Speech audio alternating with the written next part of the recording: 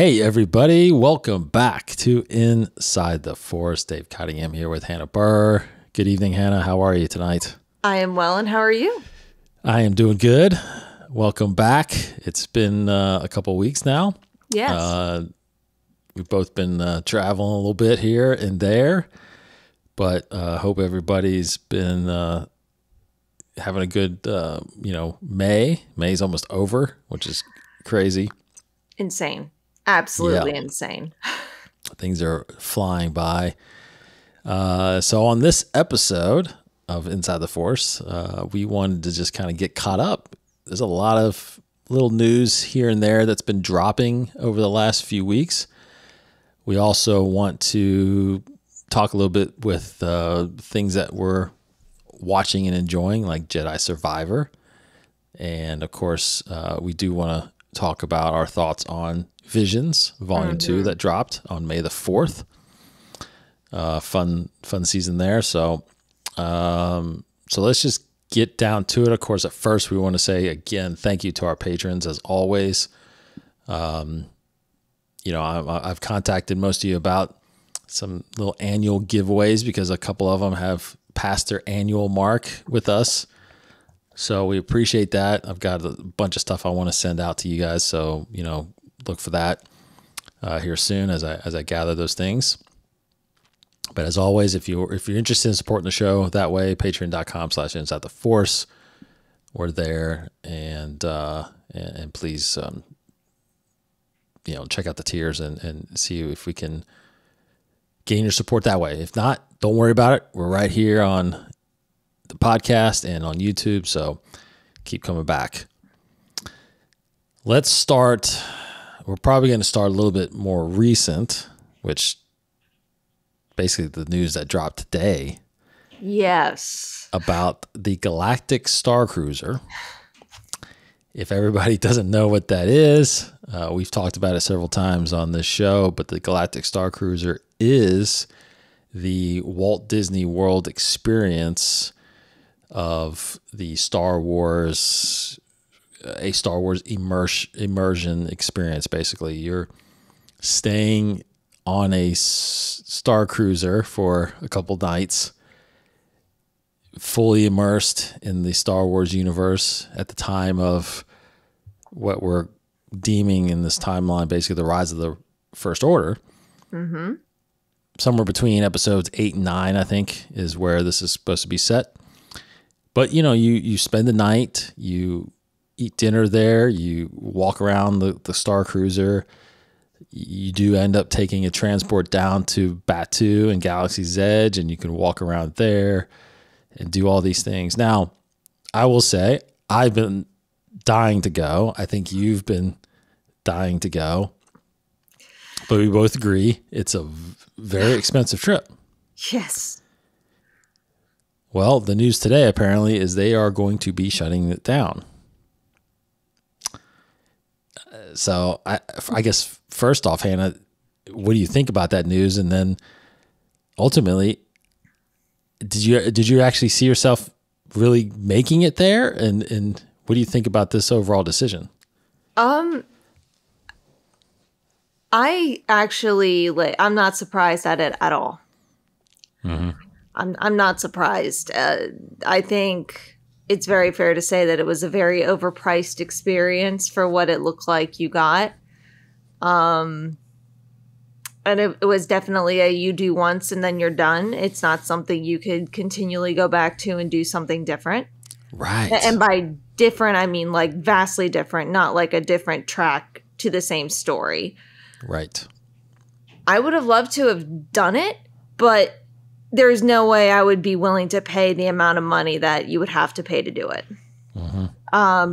I was kind of hoping before it shut down that they switched it to like a day experience type of thing or a couple day experience or whatever, so that, instead of going to the parks, you go for a day to the Galactic Starcruiser and, lunch is included. Yeah. Sure.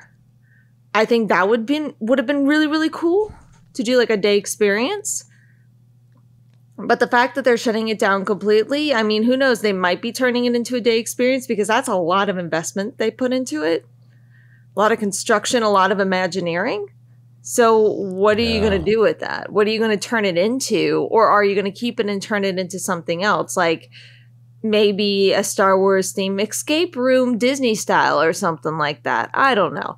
Honestly, I'm not surprised that it's being shut down, but I'm surprised that it's happening so fast and they're not like deciding to, well, what if we decrease the prices first and see if that attracts people? It's just immediately like, yep, done. Mm-hmm. So that's my overall take on this. What about you? Yeah, that was, again, like you, I'm not surprised. You know, my wife is involved in booking trips for Disney World and Disney cruises. Mm-hmm. And she, now, even though she doesn't get any kind of commission or kickbacks for the Starcruiser, which was kind of insane to me anyway. Yeah, you should, because that's like a cruise. It totally is. But they didn't give that ability to agents yet, which I think was going to happen eventually, but they didn't start off by it. Mm-hmm. But to be honest, no one even has asked her about it. You know? Oh, really? No one's even really inquired about it. So I think it's one of them things where if you are really a diehard Star Wars fan, mm-hmm. which we are, you probably got on the site and you looked and you saw the experiences and were like, wow, okay, this is cool. But then you scroll down and see the pricing and it's like, there's no way. I'd rather pay off my student loans. Thank you very much. Yeah. Well, we go as a family. We go for a full week cheaper than it is to go to this. Right? Like that's the insane part. Yes. And that includes travel. Like, yes. So the price on there on the site for these just two doesn't include travel. So, you know, so it was really crazy. I mean, even cruises, like you said, even the boat cruises are half this price, you know, for the same amount of time. Because that's the funny thing too, is they even say it's 2 nights, right? But you show up at like 3:00 on the first day. So you have that evening and then you have that full day, but then you're gone the next morning. You have to be out by 9. So it's not even really, it's not really 2 full days. It's really a day experience and you just happen to be paying 2 nights for it. So why not convert it to a day experience? I know. I do believe, I mean, I do think this is a reaction somewhat described by Bob Iger recently, where he said, you know, we have to make Disney affordable. We have to make Disney affordable mm-hmm. again. We have, because he knew when he came in that the prices have been, you know, going up. Now, it's not, look, I love Disney. I love going to Disney. You love going to Disney. I understand prices go up. Mm-hmm. And I understand that they're not the ones just jacking prices up. Prices are going up everywhere. It's called inflation. It's called inflation. We have inflation right now. Absolutely. So it's not, I don't blame Disney necessarily. Now, I will say that, you know, when you, something like that, an experience that takes place over a course of several days, it's going to add up, obviously, because you're talking per day, it's going to go up. So could they control it? I don't know. That, you know, I don't see their bottom line. I don't see their balance sheet and all this stuff. So I don't know. I'm sure they're making a ton of money, but obviously they're losing money because they just announced too that they've lost like millions of people. Was it 4 something? Maybe 4 million or so, 4 million subscribers from something Disney like Plus in the last quarter. So, I mean, you know, that's a big loss. I mean, well, isn't Disney Plus and Hulu, aren't they joining? So is that a way they're hoping to get those subscribers back? Yeah, they're trying to. It's already bundled, but I think they're actually combining the services. Yeah, that's what I mean. It's going to be one It's going to be one app. I don't know if it's called Disney Plus still or if it's going to be something else, but they are talking about combining the Hulu content and the Disney Plus content into one app. And ESPN probably too. I think all of it's just going to be like together. Disney. Now, and it's going to be there's going to be ads and everything too, right? So that's how they're going to try to make up for that, right? What were you about to say? I just was saying Dislupian. Oh, yeah. So I think, I think the Galactic Starcruiser was a great idea. Mm-hmm. I don't think the problem I always had with it, to be honest, and the problem, to be honest, that I think they're going to run into with Galaxy's Edge is I think they've cornered themselves into this timeline of Star Wars, which I love. I love that they're canonizing the timeline and stuff like that. But you better be flexible in changing it.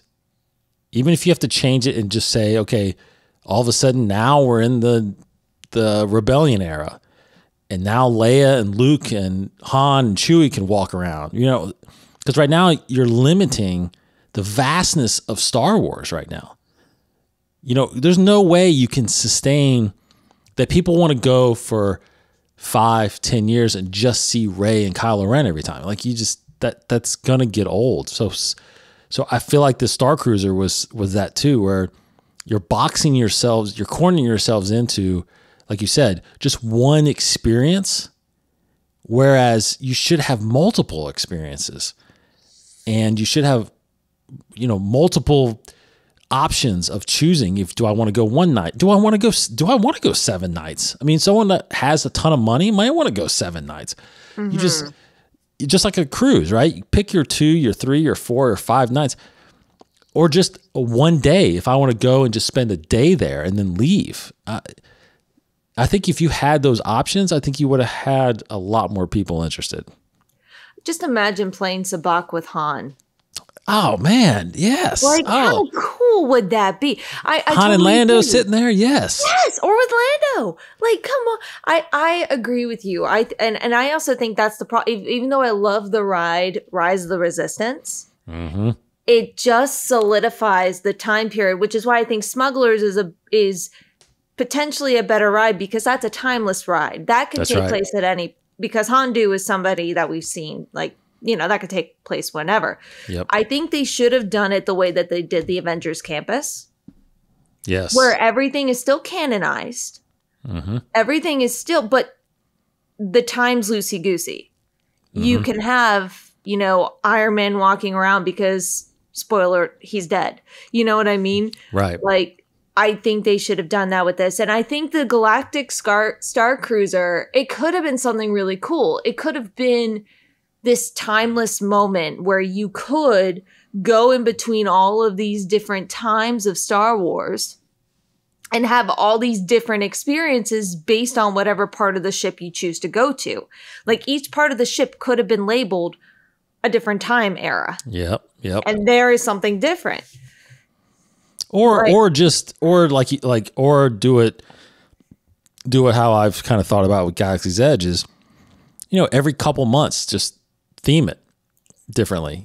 You could do that, but then the problem is you have people who want to do a certain theme, but they can't go during a certain time of year, especially if you have kids in school and things like that. Right, but do you repeat them? Obviously, you have you have like a rotation. Okay. Maybe the first part of 2023 would be the Rebellion era, and then later in the summer maybe it's the Clone Wars era or something like that. Yeah, but then like you repeat it the following year. You just kind of mix it up a little bit so that it's different times. That way, like, somebody could go back to it over and over and over again and experience something new, very much like the Disney parks. You keep on returning to the Disney parks because there are some things you want to do again, and there are other things that you want to do that are different. I agree with you. I feel like when you and I first heard about this Galactic Starcruiser, we were very excited because we were like, this could be a great potential. And then we saw all the social media about it. We saw everything that it was, and we were like, oh. Yeah. I mean, I guess that's pretty cool. It's cool, but it ain't, you know, it's $6-7 grand cool. I remember when you were like, hey, do you and these other people want to go, and we'll go splitsies on it for $5? Yes. And honestly, that was still going to be expensive. I was like, $1,200? Oh, I guess I'll pay my price. I know. I mean, and that was we said that was like, yeah, that's not without travel. So it's like, and that was the cheapest way to go. Like you crunched the numbers and you're like, this is the cheapest way we can do this. And I was like, sure. And then you went to the Super Bowl. That's exactly right. You had your priorities. Thank God I did. And thank God I did go to the Super Bowl. Yeah. No. That was good. That was important. That was important. But no, I'm not surprised. I'm not surprised. Hopefully they'll use this to revamp something different with Star Wars that might be a day experience or its own little like separate theme park or something like that. Like Disney Quest. What if they took Disney Quest and moved it to the Starcruiser? I mean, come on, that would be so much fun. A series of Star Wars mini rides and games. Come on, that'd be great. That would be great. Yeah. No, I miss Disney Quest. they've got to turn it into something. They can't just let that thing just sit there and not do anything. So I'd be curious if they, again, Lucasfilm, just like at Star Wars Celebration, they released all the timeline eras, right? The 9 eras in their timeline now. So that could be something that they start hopefully looking and pulling from and incorporating that into the parks a little bit. Because again, the fact when you have people, especially my generation, the generation that grew up with the original trilogy, when you think of a Star Wars area and a land to go to, but I can't go see Luke, Han, or Leia. Yeah. That does kind of bother you a little bit. It does. I mean, you were able to do that when they did Star Wars weekends. Correct. Right. Yes. Like that was the time to see everybody. Now I did see, did you see where, was it, because does Disneyland still do something like that? Like a Star Wars weekend or celebration or something like that? I think because. Don't know. Because I saw a ad of an advertisement that you can see Leia and Luke. You can visit them as characters. Oh, that's awesome. Yeah, and they looked pretty good. But it's only Disneyland, I think. And there was a picture of them. I'd have to look it up again. But there was a picture of Luke, Leia, and then R2 is in the middle of them. And so it's like you can go meet them. I think it was just a special like Star Wars themed. Oh, it was like, they had like a Star Wars night at California Adventure as well. That makes sense. Yeah. So you can meet them there at that point. So again, that's what people want. That's what most people want. They want to be able to see a majority of these Star Wars characters, not just the ones in the sequel trilogy. No. I mean, we're literally going to be almost 4 years away from the sequel trilogy. And they weren't like they made a lot of money, but they weren't the greatest hits with fans, right? So people are ready for new characters or going back to the original ones. I mean, I don't know. So anyway, we've kind of beat this thing to death, but yeah, we'll keep obviously we'll keep posted. Hannah probably will hear more about things than I do. Although my wife, because she is an agent, she actually got an email early this morning about it. Right, I think right before it kind of broke. So, yeah, I think you and I will find out about stuff at roughly the same time. Yes, right. Okay, so anybody, but I will say that if you are dying to go and you do have the money, you have about a week right now to book until they stop taking them, and you can book through September, I believe, is when the last cruise goes. So contact Brooke. She'll help you plan your trip. She will help you plan your trip. Okay. Next thing real quick on some other short news. This was announced, I think, either today or yesterday also, but the premiere date for Ahsoka, the next Star Wars series that's going to be coming, they said August, and my gosh, they're barely making it. It's August 31st. Yeah. So we're only a few months away. I mean, 1, 2, 3 months away, about 3.5 months. So, and that is a Thursday, which is different. Yes. I just looked. It's a Thursday. Interesting. So it's not going to be on a Wednesday. There are going to be, and this might be because I believe, although it might be done by then. No, yeah, because Secret Invasion from Marvel is premiering, I think, in June. I think it's mid to late June. I stopped paying attention to Marvel, so that's all. Okay. That's I'm actually cool. looking forward to Secret Invasion. I think that's probably going to be wrapped by then, though. So I'm not sure why they're moving it to that. But August, meaning that if they have 8 episodes, which is what these are roughly turning out to be. Yes. So that would mean 1, 2, 3, 4, 5, 6, 7. So that would end at the end of October. So yeah, and then the rumors are out there that Skeleton Crew is going to start sometime in late November. All right. So that would make sense. Mm-hmm. So yeah, so August 31st, get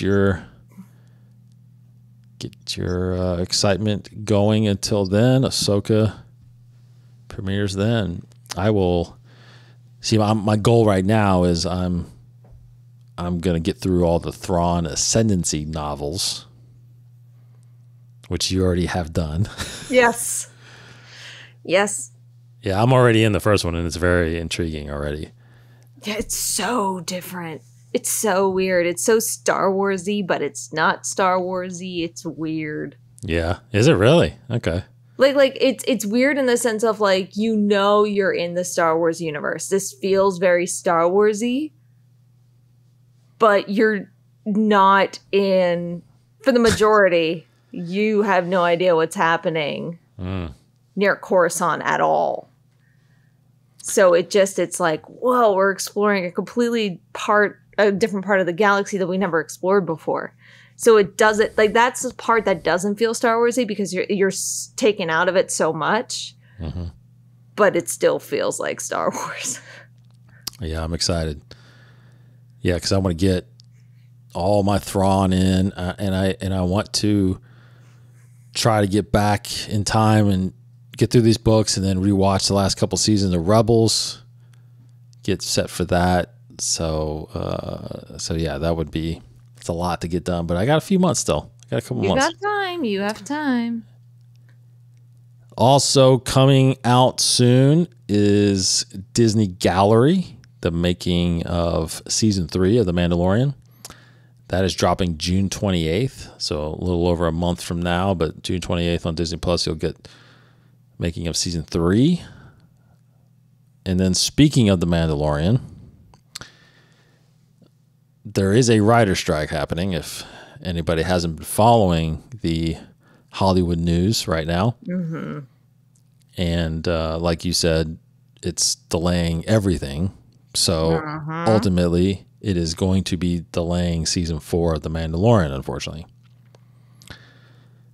I think everybody somewhat, anticipated that because although, it was rumored, or I think even Favreau might have mentioned it a little bit, that he had already kind of written season 4. Huh. But that just means maybe he's written the ideas and right. It's not fully scripted out. So he can't write it anymore right now. So wherever he was, he's not writing it anymore. So I'm pretty sure there weren't shooting scripts ready. Like there are on some of these other movies and TV shows I heard that are still going into production because the scripts were finalized. Mm-hmm. Which means ultimately, we haven't heard yet from Lucasfilm or anything, and I haven't heard anybody on social media talk about it, but the Star Wars movie that apparently is supposed to be, going into production soon. Like, that script doesn't seem like that's done yet, because you remember they replaced the writer. Mm-hmm. So I'm pretty sure that's going to be on hold. Mm-hmm. So depending on how long this thing goes, we're probably not going to get a movie in, well, I think they said December of 2025. So there's time if they get their stuff together in Hollywood, meaning, the WGA feel like they've had their demands met, which I fully support, by the way. Then there's still time. There's still time. It's still possible. Mm-hmm. Mm-hmm. There definitely is. I think there's, these things usually, I can't remember how long the last one lasted. 100 days. 100 days? Okay. So about a little over 3 months. So that sounds about right. Usually these things 3 to 5 months. So hopefully they can come to an agreement and get back to writing these wonderful stories. But until then, season 4 will probably be delayed. Yeah. I mean, again, we still got Ahsoka coming. We still got Skeleton Crew coming, and we still got, what's the other one I was thinking about? Acolyte is still coming. Yes. Because they have shot all those. Yes. Okay, I want to talk a little bit about Jedi Survivor. Mm-hmm. So that game came out recently. Mm-hmm. And I started playing that. And I'm not a huge gamer. I just try to game when I can, in the evenings, before I go to bed or something. Now you, Hannah, tell everybody how you've been experiencing Jedi Survivor right now. On YouTube, there are compilations of all of the cutscenes put together from this game. And I think it was out like days after the game was launched. It was absolutely insane. So I've been watching that, and I have watched it, and it's over 3 hours of content. Yes. It's watching a long movie, and it's so good. I agree. One thing I did, one game I did like that, that I watched recently was The Last of Us did that too. Yes. Well, The Last of Us is very much of a movie game, if that makes sense. Like it's not like the choice, like you have choices that affect how the game turns out. It's very much, and I feel like based on the gameplay I've seen, it feels like this is a little bit of a movie game too, but it's also not. It's weird.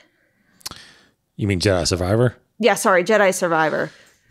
Well, the only thing, you always have a main objective. Yes. But you have a ton of options of different side missions, and, they call them rumors. So like if you hear something, someone says they need help doing this, they heard about somebody doing this. So you can kind of veer off your objective and go do that and gain more experience and all that stuff. So there is a linear storyline, but you can take hours away from it before you even get down that storyline again. Yeah, and Last of Us doesn't have that. It's very much of it's a main story. So that's cool that you were able to watch that game. That's another great game. See, I never got to play it because I never owned any PlayStations. So I knew about it. I'd heard about it, and I thought, wow, that would have been something I would play, but I've always just owned Xbox. So when the show was announced, I went on YouTube and I saw somebody had done the same thing, all the cutscenes, and it was like 3.5 hours long. So I'd watch some, skip through some stuff, but I tried to get the gist of what the story was before I watched the show. And I didn't watch it all because I didn't want to be spoiled either, because it ended up being very, very close. It's probably the best video game adaptation movie or TV show that we've seen. And I think that's going to change, because most of the time whenever there's an adaptation from a video game, they turn it into a movie. And they haven't been good. I think the best one out there, in my opinion, was Assassin's Creed, and even that had its issues. So the fact that they decided to go the route of TV show, I think that's what they're going to do from now on. If they're going to do, like, I could totally see them doing a Red Dead Redemption TV show. Probably. I know they're working on which I didn't watch the Halo series, but I heard it was pretty close. But they're doing a Halo TV show? Oh, they already did. They already did. Oh. They did a season 1 on Paramount. It was on Paramount Plus. That was it.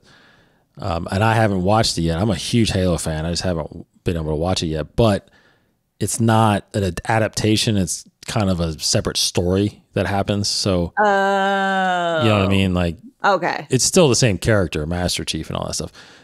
But then there's another one, Gears of War, that I played. They're adapting that into a series, I think. So is what they've been trying to do that forever. Dave Bautista, who plays Drax. Yep. He's been lobbying for the main character. His name's Marcus Phoenix. He would be perfect for them. Anyway. Side note, all these games that we're talking about. Jedi Survivor. Yeah, Jedi Survivor. I do want to go back like you and rewatch all of these because right now I will tell you it is very gameplay wise. I mean, I feel like to me it's identical to the first game. Mm-hmm. You know, in fact, it's a little, and I get it. You have to do this. I get it. Like you kind of have to relearn some abilities, even though he wouldn't have to relearn them, right? But I get it. It's a game. I get it. But this, it takes place about what do we say? I think it takes place 5 years after the last game. Mm-hmm. Battle Scars, the novel that we talk about, or we will talk about, takes place about halfway between. But I will say that I was surprised, and I don't want to spoil too much about it, but there's a link, which was surprising, to the High Republic. Yes. And I was like, whoa, this just got very interesting. And it's not just like a little link. It's like, oh, it's wow, this is how they're pulling it in. Yes. So we have a lot to talk about there once I finish the game, once you finish the cutscenes, and I rewatched the cutscenes because, yeah, and obviously we can do a beyond, because we did a Beyond the Saga of the first game, I think. We did, and I think we can do it, but I'm going to be honest with you. I think we could do a part 1 and part 2 discussion on this game, because there is so much to talk about. Absolutely. And I know more than you, and that's all I'm going to say. I don't want to spoil it for you. Earlier today, Dave was like, "Oh, I think I'm in the final act," and I was like, "Oh, where are you?" And he told me, and I'm like, "You're nowhere close." I know, which is crazy because I feel like I've been playing for a while, and it's like I'm setting up for this final confrontation. And you're like, no, that's not the final confrontation. That's funny. That's hilarious. So we'll see how far we have to go to get this done. But it is a fantastic game. Mm-hmm. I really like. I'm really liking Cal Kestis more and more. I like Marin a lot. Mm-hmm. And I think the book, just briefly, to say the book was really good, and to see and advance these characters a little bit. And you're right. You were right in the sense that there are definitely things in the game that I didn't really understand a little bit until I finished the novel, which I finished the novel, and now I'm like, okay, I get it now. So, and it's not anything major. No. But it's enough to irk you, and enough for you to go, whoa, what happened there? And then right, because as of yet, they haven't explained some of these things in the game. Yeah. So it's almost as if you won't know, you won't be told where, some of these things unless you read the novel. So that was a little surprising, but but it's very, very good. I'm I really love. I just love the aspect of it. How you have to, you know, I'm just playing story mode. I'm not doing the Jedi Master level where it would take me like 15, 20 hours just to get like a little bit through it. Whoever is doing that, bless you. And why do you hate yourself? Yeah. It's all I gotta say. I think I've seen some people online just trying it and they just get so frustrated. Yeah. Yeah, this is not a game you want. This isn't the Dark Soul or Soulborn games. This isn't the Soulborn games or Soulborn Ring games, whatever they're now called. Yeah. Don't do that. It's not worth it. This isn't a game you want to rage quit. That's right. That's right. And I would rage quit for sure. So story mode, I'm doing story mode and, you know, getting through it pretty easily. And because I'm just trying to get through the storyline and gather up, because that's the thing too about if I do any harder level, it would take me so long to get through it. Then I'd be forgetting what I even heard or, you know, so I just got to get through it. I love story mode. I absolutely love story mode. And then going back and trying it at a harder level when you understand the mechanics, you understand what's going on. Right. Then have a challenge for yourself. But even in story mode, you're still left with figuring out all the puzzles because Jedi Survivor or Jedi Fallen Order, you know, there's sometimes when you walk into a room, you've got to figure out how to get out, you know, or, you know, and sometimes it takes me a while. Like I'm running around, like the other night I was running around like, what am I supposed to do here? Like I'm searching, like what the, and finally it's like after about 10 minutes, you're like, okay, I got to do this. So that sounds very similar. Zach and I are playing through, oh shoot, what is it called? Breath of the Wild, Tears of the Kingdom. And there are parts where we're running around and we're like, what are we supposed to do? And then we look up and we're like, oh, we have to use the Ascension. Like, it's yeah. The answer is right there. Is that Zelda? Yeah, it's Legend of Zelda. Yeah. That's a great game too. Oh, it's so good. Yeah. So many great games this year. So many. Anyway. So Jedi Survivor, yeah. More to come on that because I really love that game right now. So we'll talk a little bit more about it on this, but we'll do a big bite beyond the saga, probably a couple episodes, like you said. Mm-hmm. Okay, real quick on a couple of things before we talk about Visions. Just wanted to say I thought it was really cool. I don't know if you saw it. There was an interview by Joel Edgerton, who, if anybody doesn't know who that is, that he's Uncle Owen, not the original Uncle Owen, the new era Uncle Owen, the one that played Owen Lars in episode 2 and 3, and then of course in the Obi-Wan series. Mm-hmm. And he's a great actor. He's gone on and done some really good movies. I know him from, I remember him from Zero Dark 30, which won an Oscar. You know, I can't think of it right now. He's been in several movies. Mm-hmm. And I thought it was cool that in this interview, they talked about his career, and he's flat out said, I owe my career to Star Wars. If George had not cast me in episode 2, I don't think I would have a career. Oh. And that's pretty powerful because a lot of people, there's some actors that have been known to want to separate themselves from Star Wars. And, to be honest, I feel like a lot of the prequel people, didn't really, because the prequels weren't that accepted. Mm-hmm. And I'm talking about people like known people like Ewan and Natalie. And, I think Samuel Jackson was pretty embracing to it. But there was just a couple of those main actors. You never really heard them talking about it because they just kind of wanted to move on. And, and it took from a while, and as you know, too, it took them a while to come to Celebrations. Yeah. Natalie Portman still hasn't made one yet. I'm surprised. I feel like she needs to come to one of these Celebrations. Maybe she will next year or in 2 years or however long. Well, she'd have to go to Japan for that one. Who doesn't want to go to when it comes back to the States, I think it'd be great to get her there at one point because it took Harrison a long time too. Harrison Ford never came until until which one was it? I think the one in Anaheim just recently. Yeah.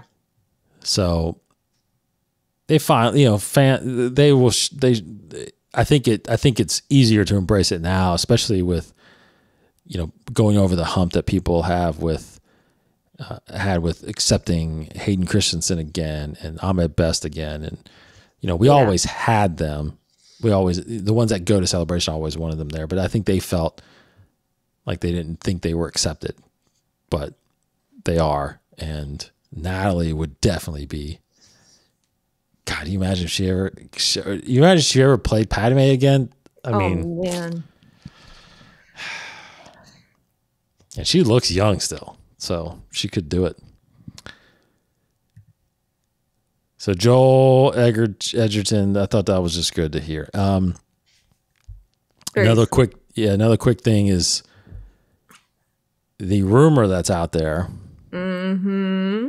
about the title of Filoni's movie, which is what, Hannah? Heir to the Empire. Heir to the Empire. Now, do you think this is going to? Do you actually think that this is going to be the title? Because this is not Lucasfilm announced. This is like a really big rumor that floated around, and headlines were all over these sites saying new movie revealed, new movie title revealed, but it hasn't come from Lucasfilm. So, what do you think this is actually going to be the title? I hope so, because we've already heard the term "heir to the Empire."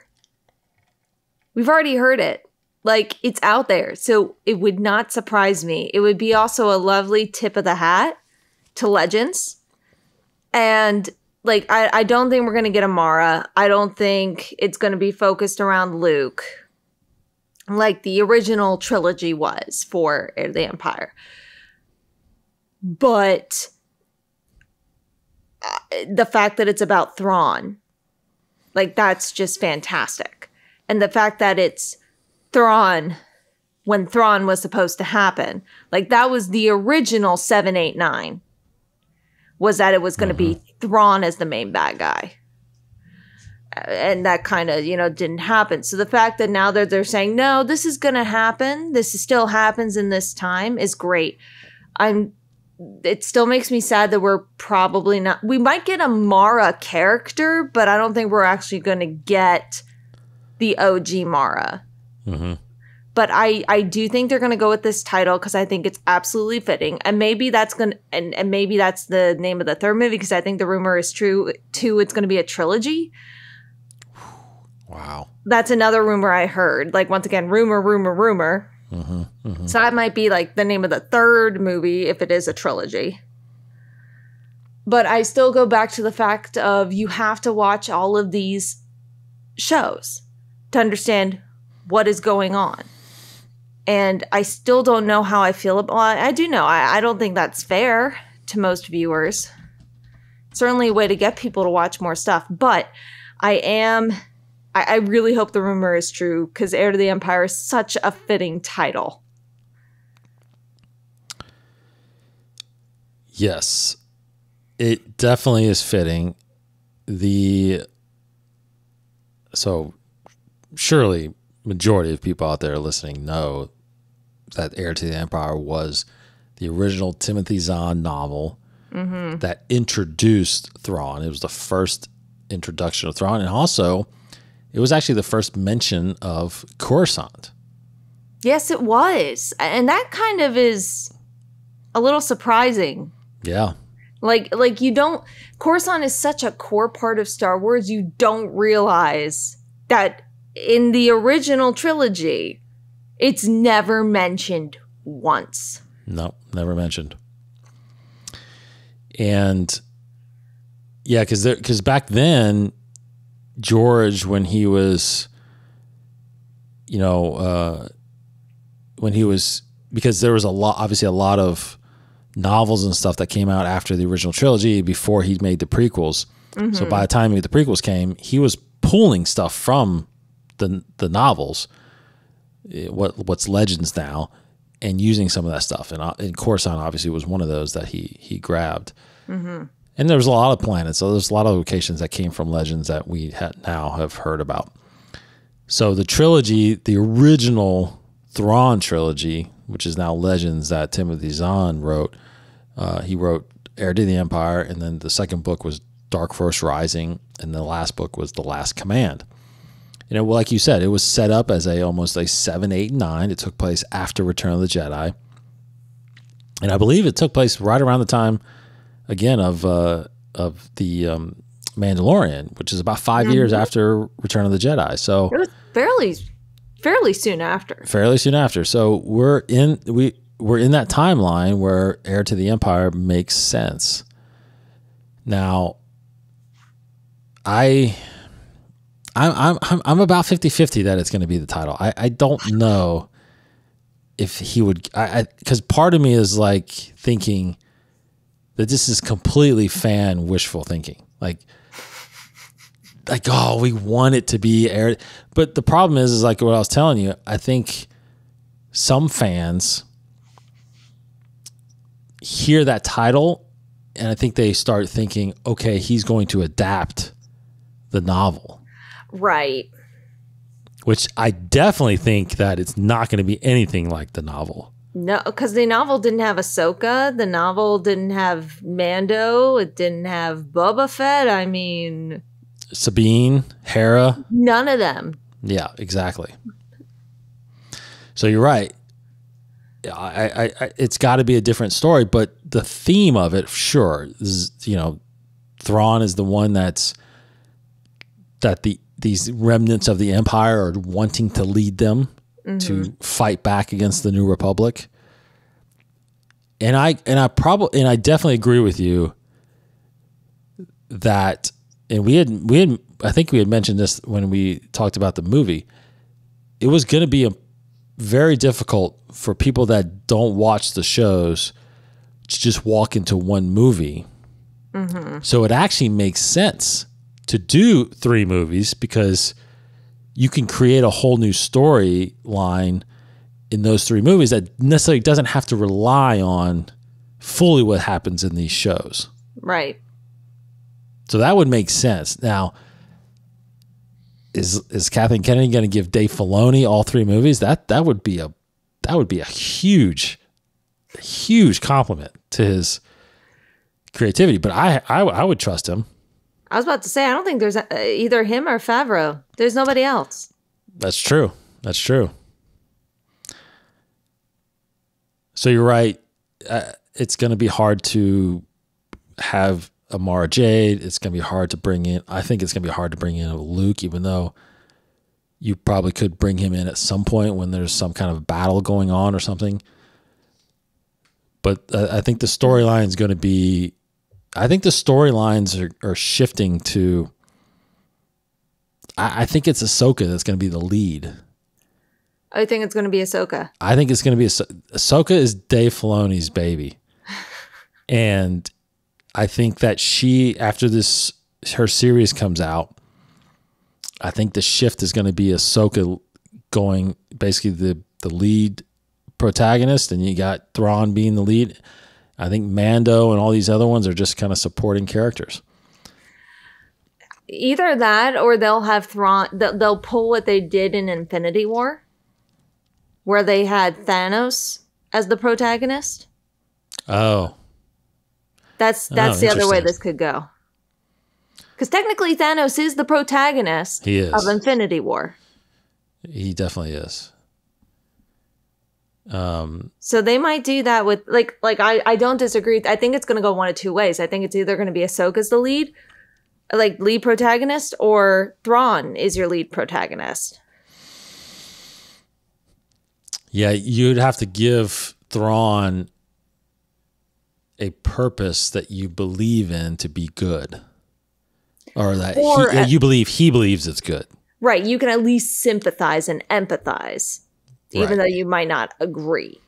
Like that was the great thing about Thanos, right? Is you truly believed what he was doing was the right thing. Yeah. And that's what, if Thrawn believes that the Empire was what's right about the galaxy, and that the New Republic is preventing them from advancing. You can definitely make that case because Thrawn, as what we know of him now as canon, you don't really get that sense too much in Rebels. Mm-hmm. You've got to read the new Thrawn trilogy from Timothy Zahn, and then of course you've done the Ascendancy books. And I don't know yet how much he goes into his psyche there necessarily with the Empire. It's still very much of like you never get a first person glimpse at Thrawn, but because you're dealing with all these other people who are very close to him, you get an idea of how he ticks, and you feel so sorry for him. And that's all I'll say without spoiling. And if they turn this into a trilogy, what we got from the Ascendancy trilogy, Thrawn Ascendancy, holy smokes! Like that would be absolutely insane. And if that is Thrawn's motivation, like I'm doing my best to be as vague as possible. But if Thrawn's motivation stays the same as it is at the end of the third book of Ascendancy, which it does throughout the other Thrawn trilogy, holy crap, that's going to be like, I can't say much more without spoiling it, but that would just open so many doors. It would be insane. So do all 3 Ascendancy books take place before the 3 Thrawn books? Or do they cross? They're a prequel. So there's there's one that crosses. Mm. It's the second book. It crosses with the second book for obvious reasons. Oh, okay. But no, it's a prequel set. Prequels. Okay, prequel. Okay. So yeah, the books, if anybody wants, I mean, there's 6 of them out there now with Thrawn, and it's pretty much everything before Rebels. Mm-hmm. And a lot about the Chiss, a lot about, and that's the thing too, is it's a lot about his psyche and what his mindset is within the Empire, because he's not, he's not like this fully dedicated officer of the Empire, really. He's just happens to be part of it. And it's so weird that Palpatine put so much faith in him. Mm-hmm, it's really weird. It's like, why would you put your faith into someone who is not dedicated to the Empire? Right. So that's the interesting dynamic of how they portray him in this new movie and and going through Ahsoka and all that stuff. Because the Empire is no more, why is he so interested in bringing it back? Or is he? I don't know. They could have changed it a little bit, because he was definitely different in the Legends versions of the Thrawn trilogy.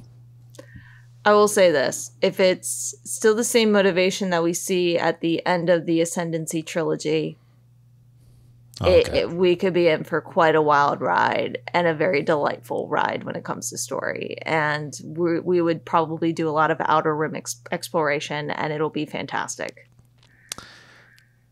Well, that brings me to a little bit of, I don't know if you want to hear this rumor that's out there. Do you want to hear this rumor? It's basically a rumor that's out there about where Thrawn and Ezra are. Okay. You want me? Yeah. I want to hear it. So basically, this article is saying apparently the enemies are stranded in either a new galaxy or part of the existing one we've never visited before. It's referenced as the New Beyond, and this planet is currently being called the Nodian Highlands. A large fight is expected to take place there between Ahsoka, Sabine, and Morgan Elsbeth and Baylan and Shin. So Morgan Elsbeth is the governor girl that Ahsoka was fighting in a Mandalorian. Yeah. And then Baylan and Shin are the new dark warriors we see in the trailer. And it said that Elsbeth's plan is to build a vessel that could venture into the unknown and bring Thrawn back so he can fulfill his destiny as heir to the Empire. So it says, with this in mind, all signs point that this planet is where Thrawn has been stuck since the events of Rebels. If he and Ezra have spent years there together, we can't help but wonder what that's looked like, even though it's possible Ezra was taken elsewhere. So that's kind of the leaked rumor right now about where they're at. Interesting. But we'll see. Yeah, we'll see. I don't know how much of that is true or not, but heir to the Empire, we will see. Yes. Okay, last but not least, just a little talk about Visions. Yes. Brand new episodes dropped. There were 9 episodes here. I don't know. Overall, Hannah, what did you think about them? I loved them. I thought, I definitely don't think we can take any of them as true canon, but it does feel very campfire-esque. Like, you're sitting around a campfire and someone's like, there once was a woman who was a painter. But what people don't know is she's an ex-Sith. And she couldn't understand how to balance color until she realized darkness is part of the painting. Like things like that. That's my favorite episode, by the way, the Sith. But it's things like it's those myths like that. And I love we also explored more of the dark side in these myths too. Like it just was I loved it. I loved it so much. What about you? Yeah, I will say I think it was, and to be honest, it wasn't just because of the animation style. I think these were more interesting stories than the first season. Yes, agreed. I was just drawn in more to these. Again, not by this, but I do love the different styles we got. I think that was pretty incredible. I mean, we got 3D animation, we got 2D animation, we got anime, we got claymation. I mean, you just got it all. And I love seeing Star Wars that way. I love seeing Star Wars differently like that. And I feel like this season could have been, it felt more like it could fit into canon more than last season. Yes. Or the first season, right? Absolutely. Because you're never told really the timeline of when these things happen, and they could have happened anywhere. But I agree with you. Something like Sith, even though the creative style with the colors and everything like that is the creative part of it. I mean, the storyline definitely could have been canon and could have been real somewhere at some point, which would be awesome to know, but I don't think they'll ever tell us necessarily. But these worked out really well. There were, as I'm watching them through them, especially the first 2, you're like, wow, this is very much focused on the dark side of the Force. So I did like that a lot. Now, which one stood out as like one of your favorites? You said Sith, right? And then Sith for me, I think was just my favorite, just because it was so different, and all of them were great. I mean, yeah, they all were really good in their own way. Like Screecher's Reach. Holy smokes, what a twist. That actually is probably my favorite. That's up there for me. I'm kind of looking at it, and I remember I was sitting there watching it with my daughter, who's 13, and she doesn't like scary stuff. And when she was screaming, I could see that she was like cringing a little bit. Like that really got to her a little bit. But what a cool, just a cool character in that young girl and her decision that she makes at the end. And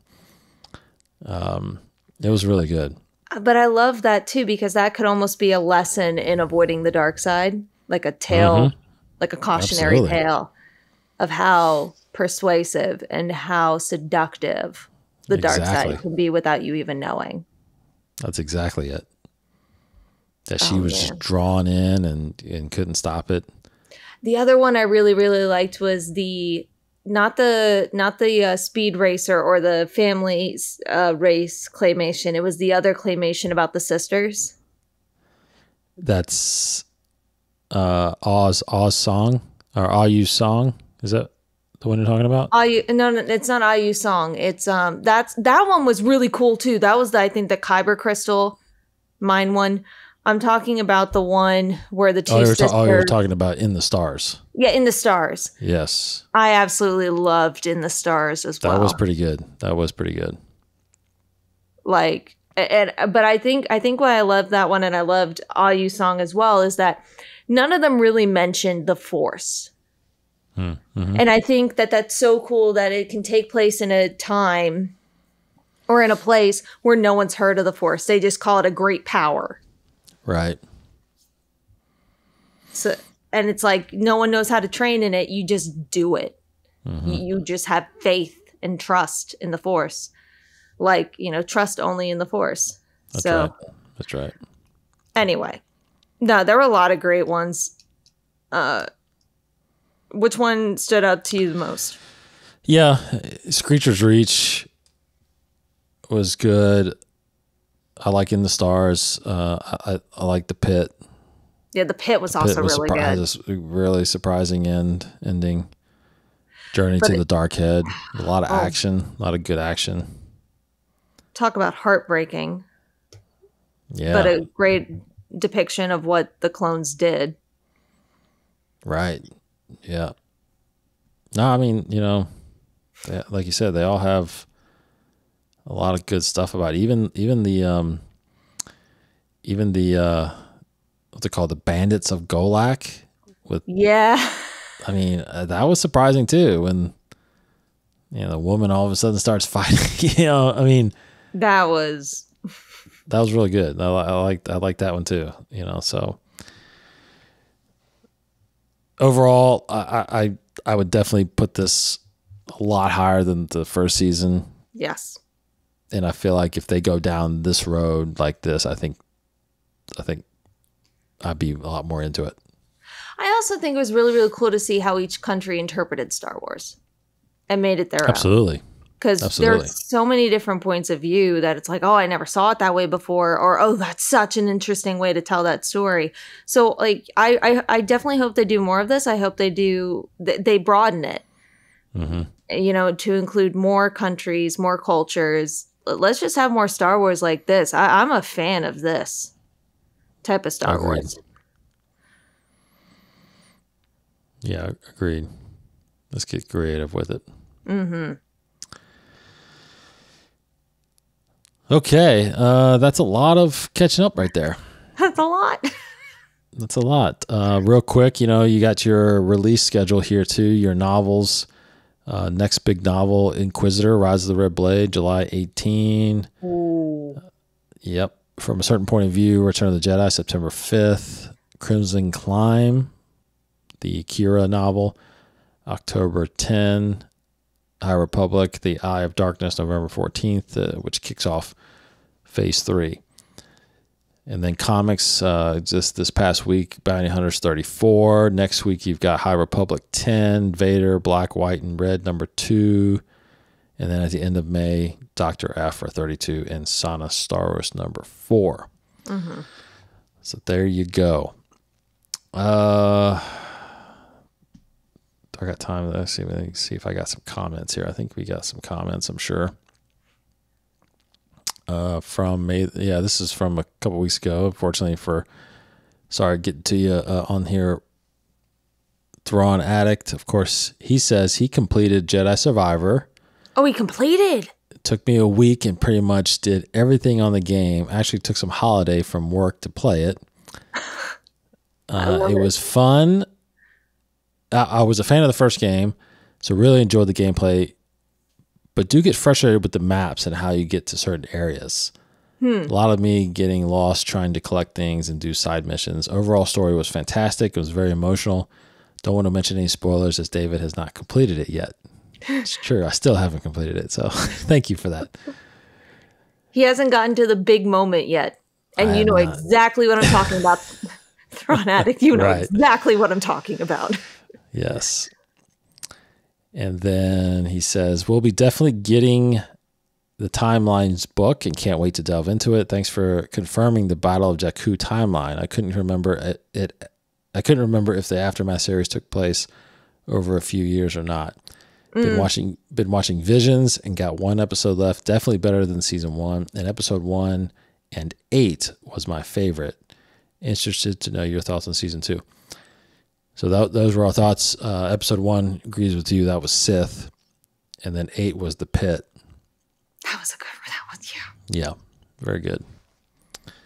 So, and then he did comment on our review of Jedi Fallen Order Dark Temple, the comic that we did. He says, great review. It's been a long time since I read this comic, but do remember enjoying it, but being disappointed it didn't tie in more to the game. Luckily, both of you discussing it has reminded me about the plot details and refreshed my memory. Looking forward to your Battle Scars review. And that comic connects in a lot to this game too. To Jedi Survivor, right? The Dark Temple one? Yeah, the Dark Temple.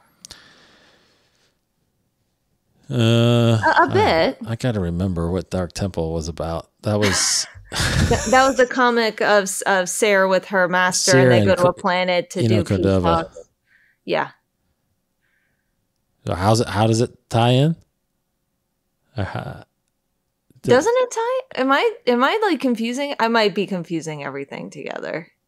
I thought it tied in more to this game, but I could be completely wrong. And that was the prequel to the first game. So I'm getting everything mixed up. I'm sorry. Yeah, I'm getting it all mixed up in my head. Battle Scars. We got to talk about Battle Scars. Yes.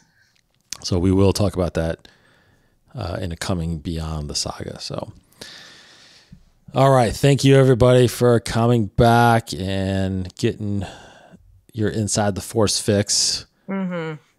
We've got a lot of Star Wars coming, and we're going to keep covering. We got some more Beyond the Sagas we got to do. Like I said, I'm diving into Thrawn Ascendancy, but we've got other things to talk about. So keep going to the YouTube channel and subscribe right here on any podcast feed for all your Inside the Force each week. We will see you next week. Thank you, Hannah, as always. Thank you, Dave, as always. Take care, everybody. Hope you have a great weekend. We'll see you next week. May the Force be with you.